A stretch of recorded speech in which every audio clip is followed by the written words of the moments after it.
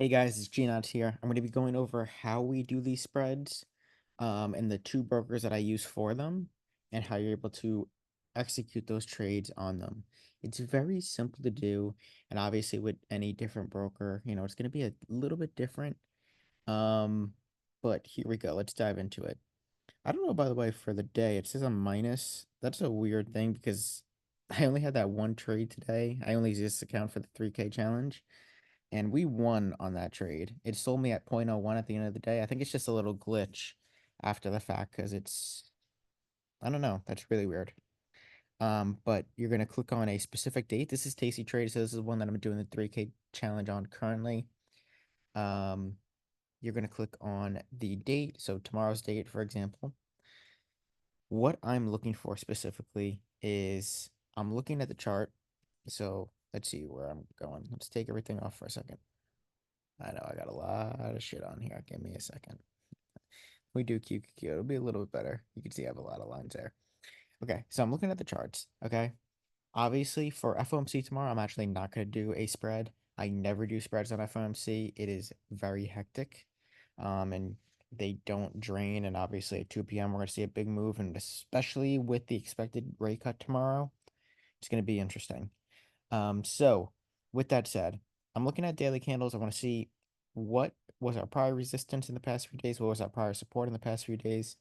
So today we sold the 470 put, and our low of yesterday was at 470, and right below it was 469, 25, 469 as support.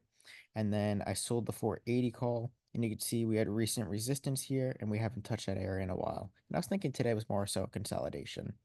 And then intraday, I usually wait for that 10:30 to 11 o'clock range. Today we got about 11:15. And of course, right after we got in, yes, it chopped for another like 30 to 45 minutes and then it dropped, you know, kind of putting the sweat on our trade a little bit, to be honest with you. Um, with that said, I was expecting a chop day, and obviously in the first hour, hour and a half, you obviously saw that. So we went with an iron condor, did these spreads that we were looking at, and we were able to get, 13 cents on them. So all you got to do is for this specific broker, and same thing if you're using Schwab or Thinkorswim or TDA, it's the same exact thing. You click on so with spreads, let me go over this quickly. If you're selling a put spread, okay, you're going to be selling a 467 strike, let's say, if you think QQQ will stay above 467, okay, then you would buy a 466 put. And this is how you get the premium that is going to be sold in between that you're looking to collect. So as long as QQQ closes the day above 467, you will make profit. That is how this works. So you don't need the Qs to go up in this case. This is where spread trading is so different and so much more consistent or higher probability than actually trading single legged options as you would, longing Qs or shorting Qs. Um, so a put spread means you're actually bullish. A call spread means you're bearish. So if you think QQQ is going to stay under 475, you would sell a 475 call and you would buy a 476 call. And obviously the difference in that is only a $1 strike, which means you would need $100 per contract. So if you wanted 10 contracts, you would need $1,000. Okay. And obviously you could see the difference. So if you're selling a 475 and buying a 476, oops, that just popped up. Do, do, do, do, do, do.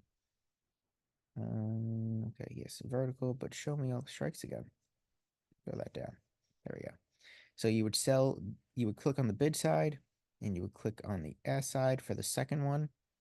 And now you're going to see in this case, the max profit is 45, the max loss is 55. Um, when you put this in, you're going to get the difference of those contracts. Okay. So let's go back into it. Let's say it's 250 and 210. Okay. That would obviously be a difference of 42 cents. And in this case, the difference is 45 cents because the contracts are a little bit different, 3 cents off. But I was just making an easy number so you understand how that works. And then how we do our, put spread. Okay. You would do the same thing And that is how that works. Okay. Now, because we have both of them on, this is an iron condor, and this is what we have been doing a lot. So iron condors is saying you want the price to stay in between those sold strikes. So going off our examples, you want QQQ to stay in between 475 and 469 to make profit on that trade. And that's how that will work. And in this case, you're going to see that the difference, it's going to add up the two strike differences now. So let's say 20 cents here and 40 cents here. So your credit would be 60 cents in total. And that's how that works.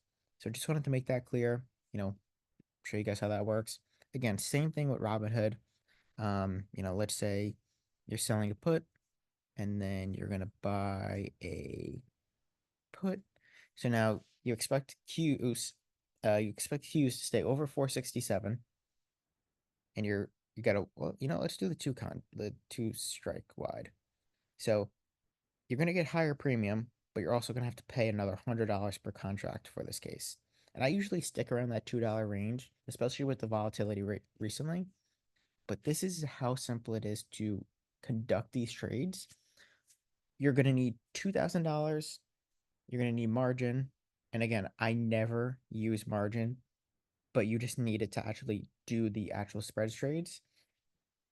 I have never in my 6 years, well, going on my 6 years of trading spreads, have used 1 cent of margin while doing this. I just want to let you guys know, and I do not suggest anyone to do that.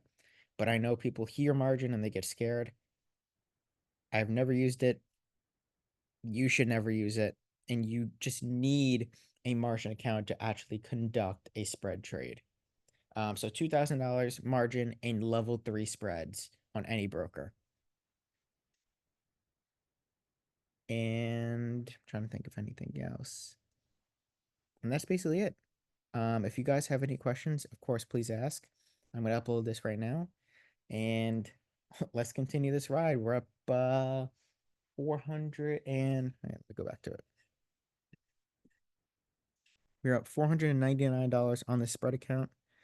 Since I transferred over from the other shitty broker I was on. So slowly get in there.